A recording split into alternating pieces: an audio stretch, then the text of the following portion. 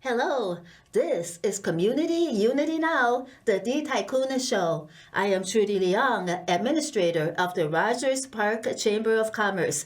My co-host, Bill Morton, President of the Rogers Park Chamber of Commerce, is not here with us today. Today, I would like to talk about unions. Yesterday, Bill and I attended the executive board meeting at the local 881 United Commercial Food Workers Union. That was in Des Plaines on Touhy Avenue, and it was an election meeting, and it was very, very interesting. And we learned that they have the local 881 has 35 vice presidents, and they ran on the slate unopposed, so they got in by acclamation. However, they did speak with me. I work at the grocery, and then they asked me to become a union steward. So I said yes, and then they are going to train me. So what a union steward does is any of the employees or any union members have problems, they come to me, and then I help mediate between the employee and the management.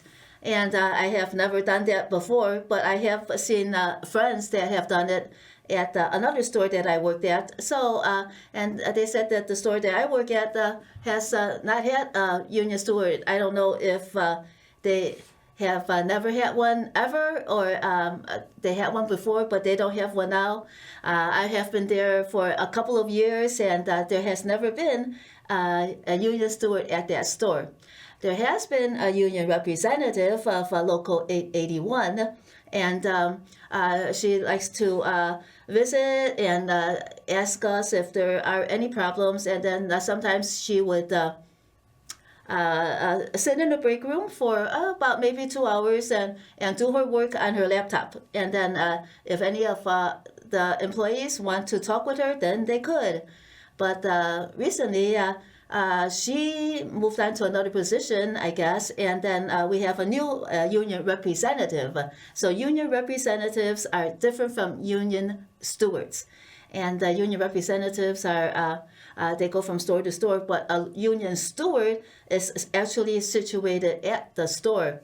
I had a union steward at my other store before, and she was great. Later, she didn't do it anymore, but I think she might have moved to another store.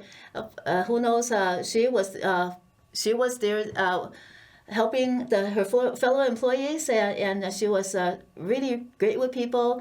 Really, really hard worker. She would get onto the floor and clean equipment, and she just worked really, really hard. And she understood the positions of the what the union contract entails, and then because the union negotiates contract with the company every 3 years. So right now we are basing our work on a contract between 2025 and 2028, and then my union representative, the new union representative, whom I also met yesterday, Katie, she said that she will be training me. We'll have a couple of visits, and she'll apprise me of what a local union steward, local 881 union steward does.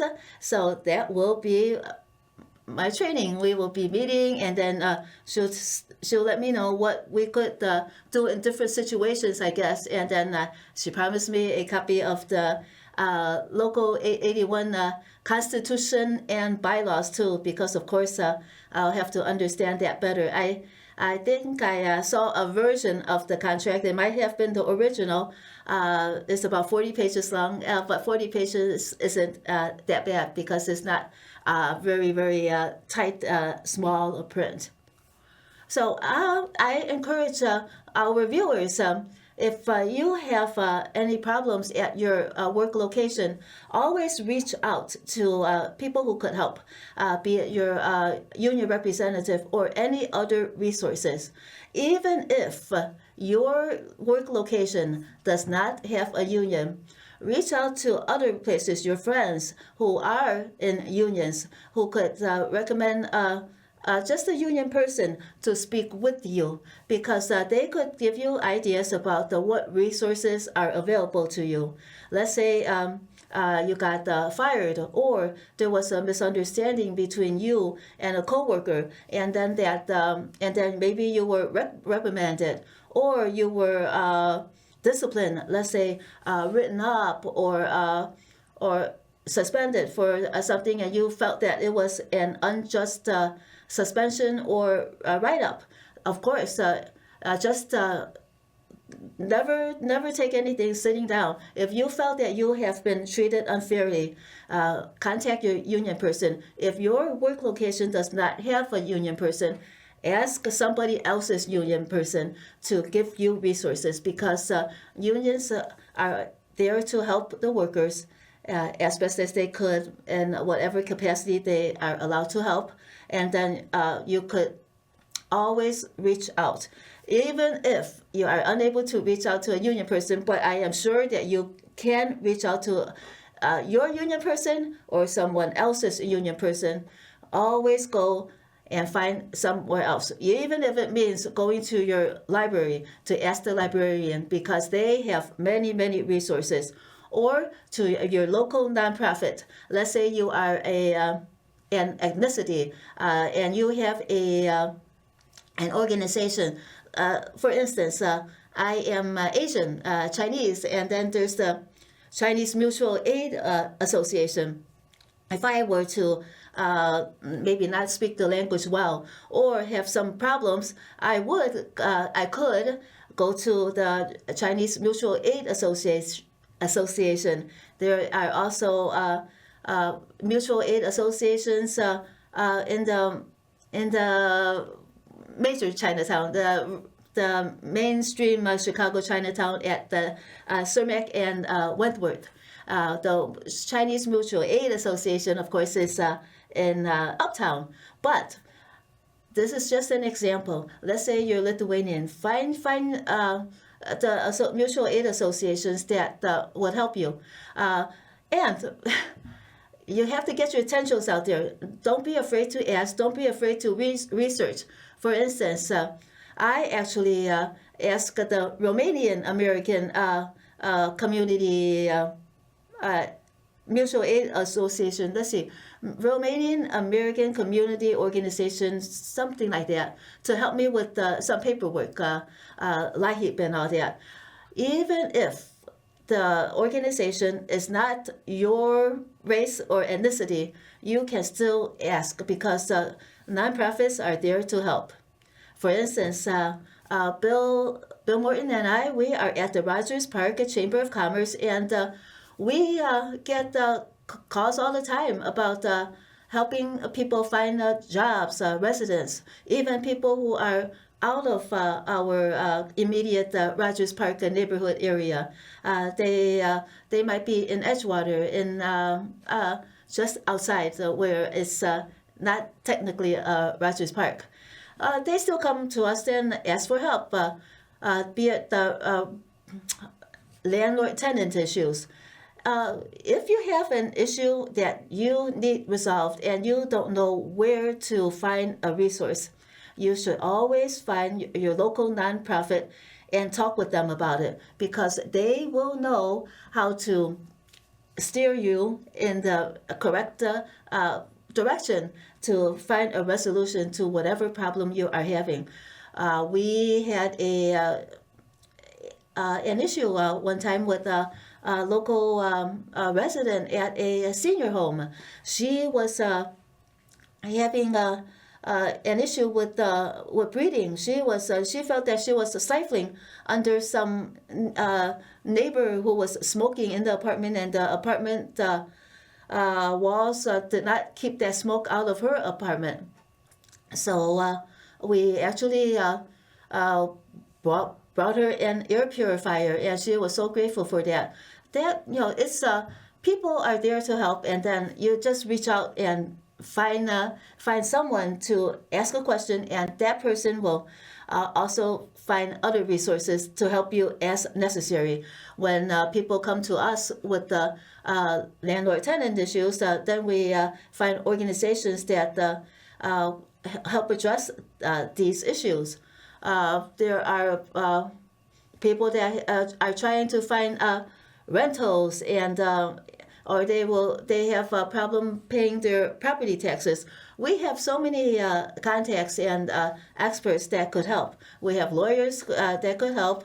We have real estate people that actually help appeal property taxes, but they will actually help people resolve certain problems like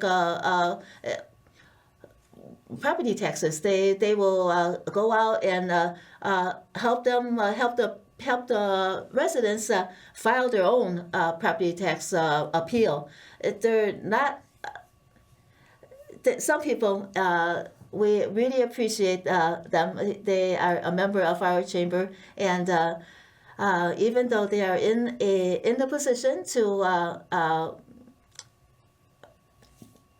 earn money from helping file property tax appeals, they will do events and help people learn how to file their own appeals, and that is very, very relevant now because the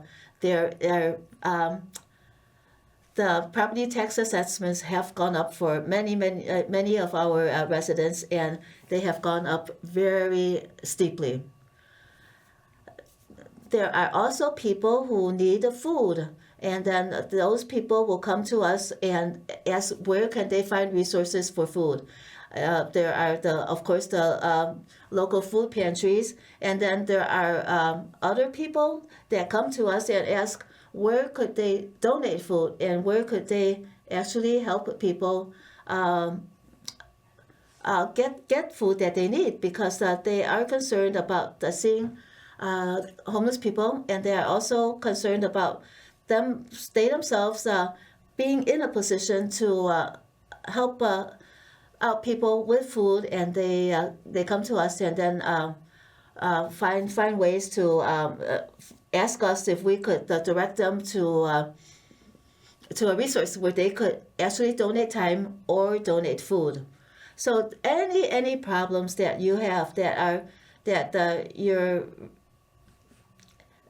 stressed about, please be sure to contact your local nonprofit. Of course, this wonderful station, Can TV, they help highlight the nonprofits, what they do. So of course, keep your dial on Can TV to learn more about different nonprofits and what they do. And of course, we are the Rogers Park Chamber of Commerce.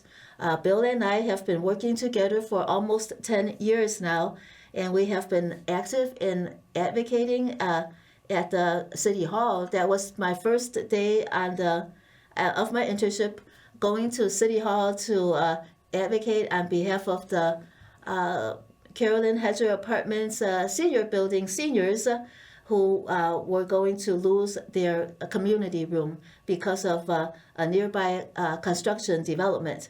And so Bill got my feet wet on the first day of at City Hall to help advocate on behalf of seniors. After that, we advocated much more. We worked on eliminating the soda tax that was hurting local businesses, and it really just not helping our local community. People were complaining, and I, being at the grocery store, saw that how it was absolutely not helping our local shoppers and residents and people who are Cook County residents, because it was the Cook County soda tax that the Rogers Park Chamber of Commerce helped eliminate with the Canada Tax Coalition. We have also worked very, very hard on other issues as well, such as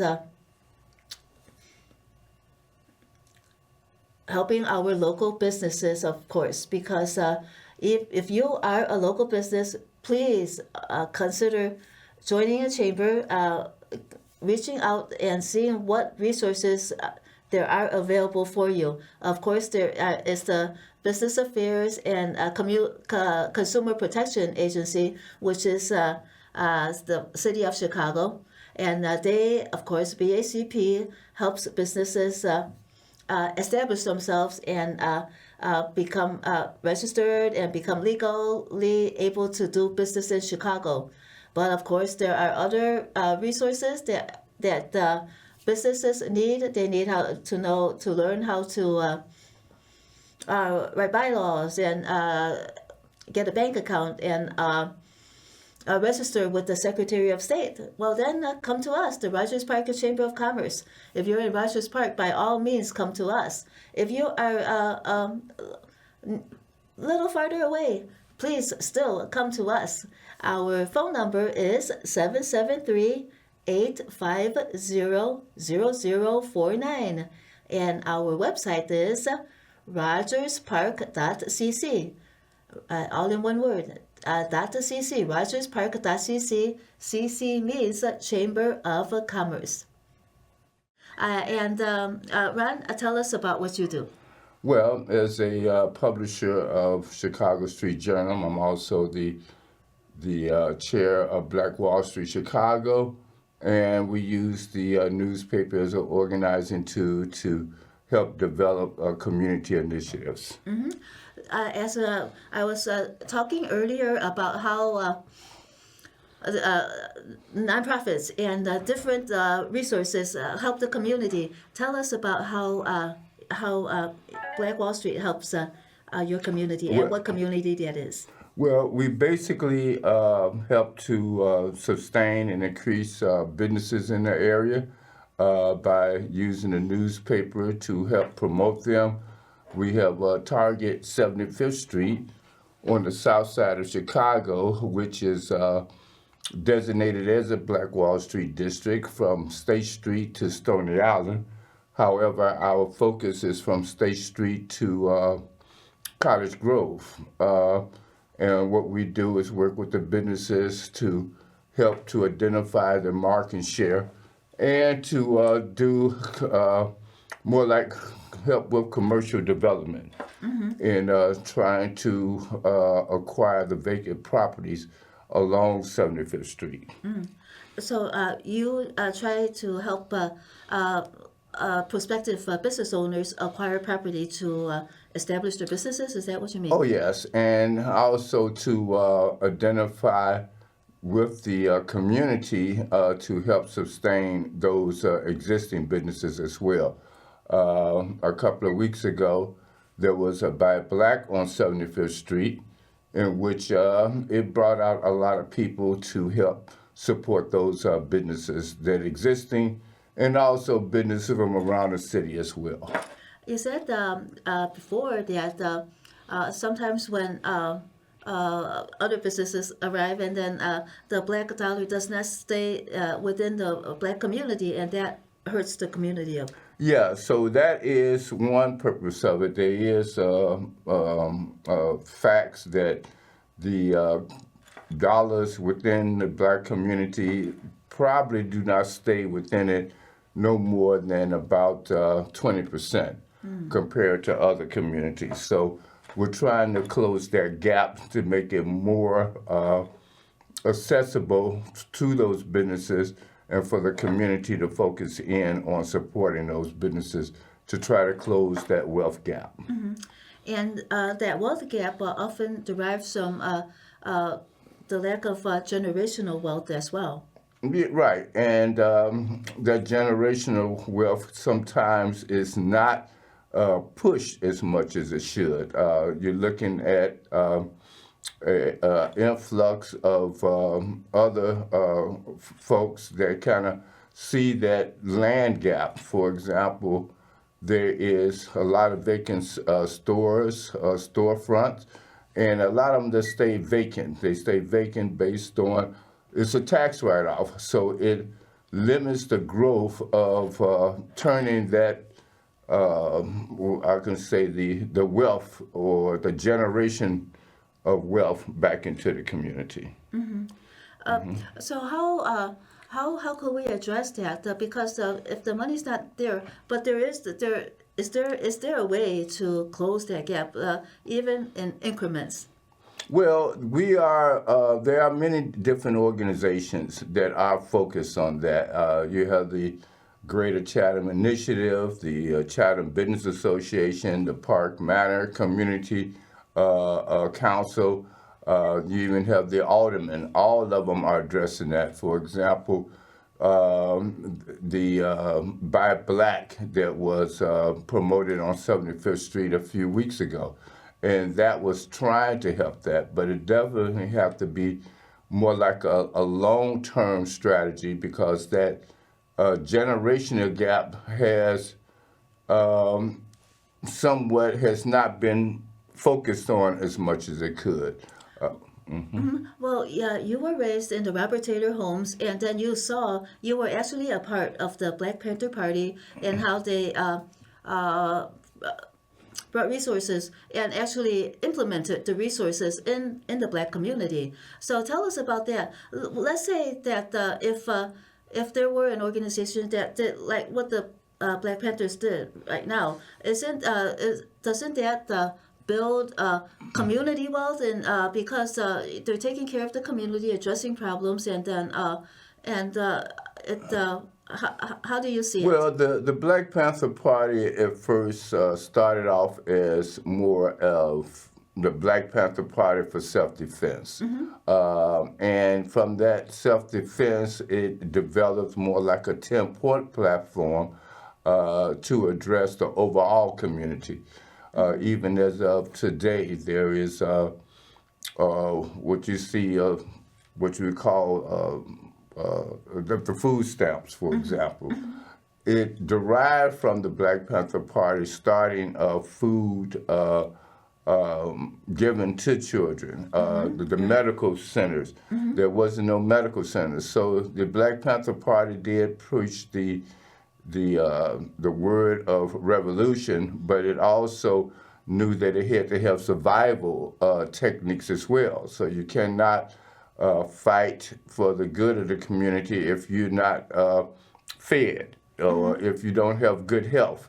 So it expanded not necessarily just to the Black Panther Party, but it created a seed, around the country that people not necessarily being members of the Black Panther Party, but they adopted the direction and the philosophy and the culture of the Black Panther Party. Myself, being a part of it, was more like a regular street hoodlum, so to speak. But at the same time, being a part of that gave me a more insight. And even with that insight, one thing that we're doing is promoting the Cottage Grove to be renamed Malcolm X Boulevard. It's the spirit of where we are given this current administration of attacking DEI and taking away the history of, such as in Florida, taking history books out, changing names of different institutions that were pro-Black, military bases. And so the spirit of what the Black Panther Party did was from the spirit of Malcolm X. And what we're doing is looking at building that spirit, building that identity. And again, Malcolm X was at the position of creating your own business or starting your own business before it's too late, in which that has been the position almost based on the lack of Black businesses in their respective communities. If our viewers want to learn more about you, Ron, and what you do, and learn more about the Chicago Street Journal, where should they go? Well, we have a Chicago Street Journal do have an online presence. It's under construction, but there's 2 sites. You can also reach us by the number 312-848-9836, and we will reach back out to you to see how we can pull resources together to address the economic stability of the communities. Thank you so much, Ron Carter, publisher of the Chicago Street Journal. From Bill Morton and me, Trudy Leong of the Rogers Park Chamber of Commerce. Thank you so much for watching, and we will see you again next week.